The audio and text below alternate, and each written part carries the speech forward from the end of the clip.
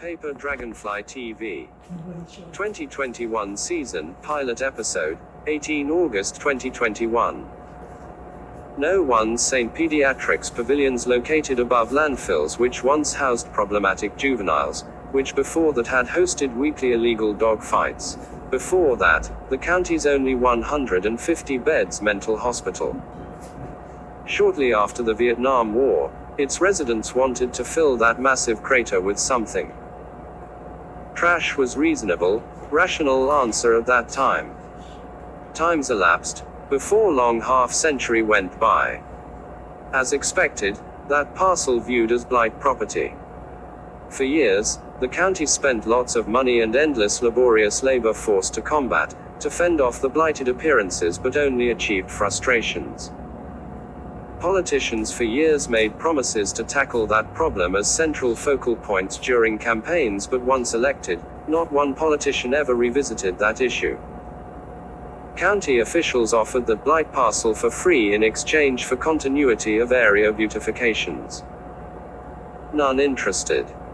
In the year President Reagan won re-election, groups of investors and construction companies ventured and built multilevels, multifunction children's medical pavilions.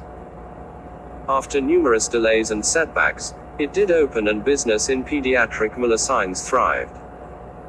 Within its centermost location, pediatrics psychiatry and psychology clinics located. The clinics structured in a cyclical pattern.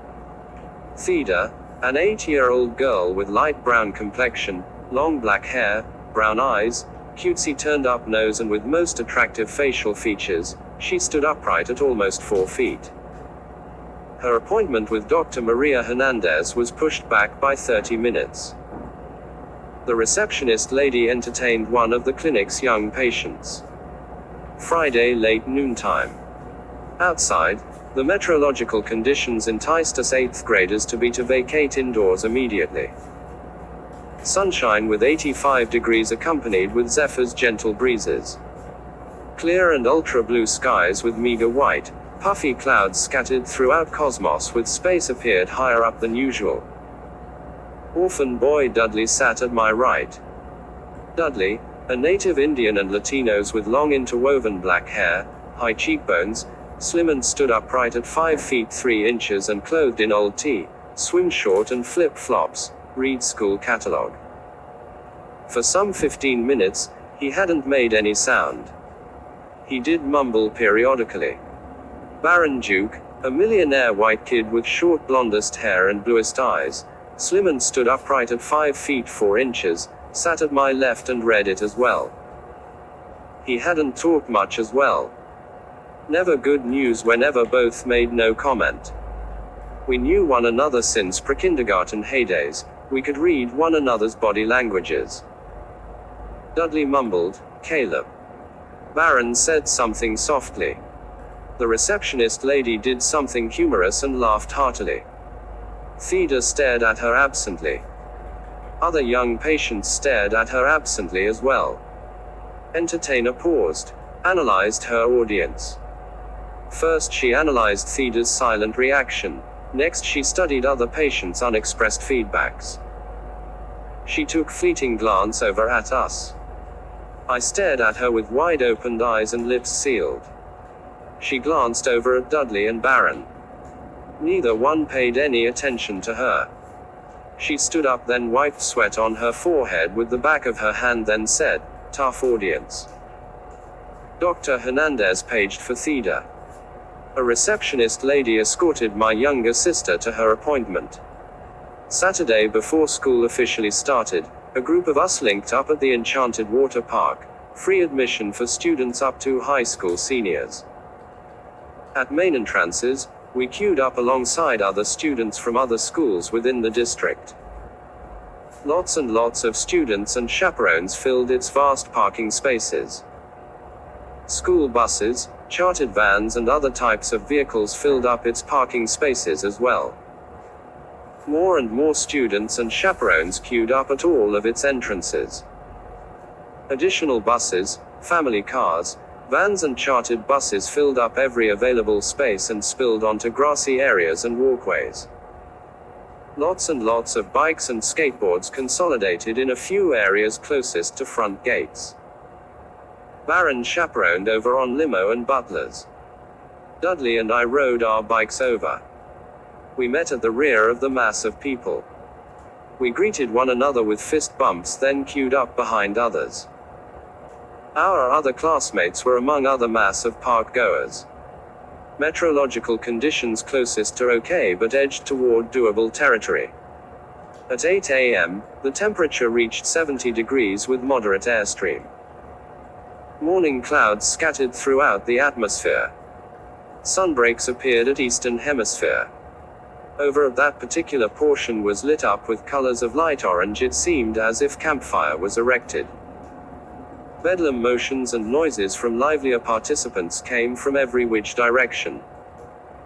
Younger ones exhibited vitality. Older ones displayed serenity.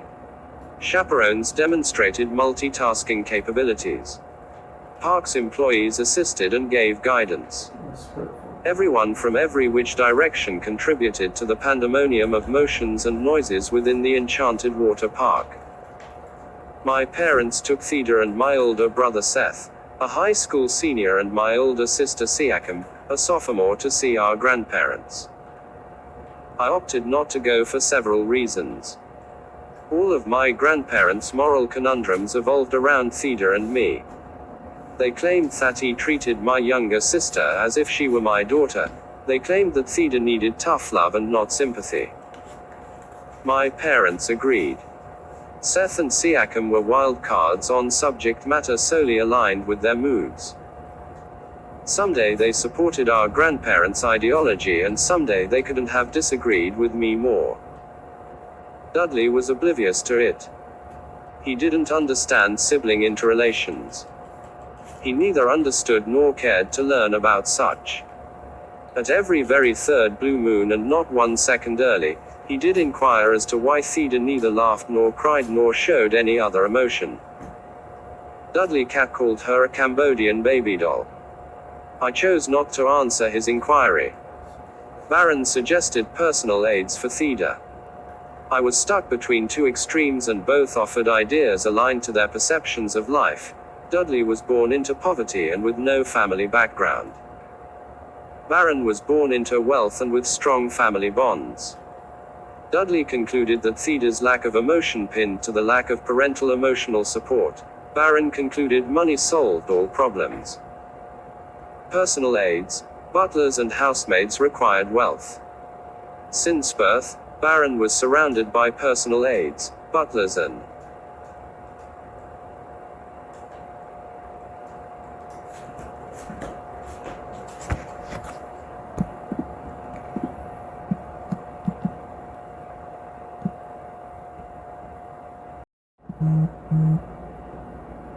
Paper Dragonfly TV 2021 season pilot episode 18 August 2021. No one's St. Pediatrics pavilions located above landfills which once housed problematic juveniles, which before that had hosted weekly illegal dog fights. Before that, the county's only 150 beds mental hospital. Shortly after the Vietnam War, its residents wanted to fill that massive crater with something. Trash was reasonable, rational answer at that time. Times elapsed. Before long, half-century went by. As expected, that parcel viewed as blight property. For years, the county spent lots of money and endless laborious labor force to combat, to fend off the blighted appearances, but only achieved frustrations. Politicians for years made promises to tackle that problem as central focal points during campaigns, but once elected, not one politician ever revisited that issue. County officials offered the blight parcel for free in exchange for continuity of area beautifications. None interested. In the year President Reagan won re-election, groups of investors and construction companies ventured and built multilevels, multifunction children's medical pavilions. After numerous delays and setbacks, it did open and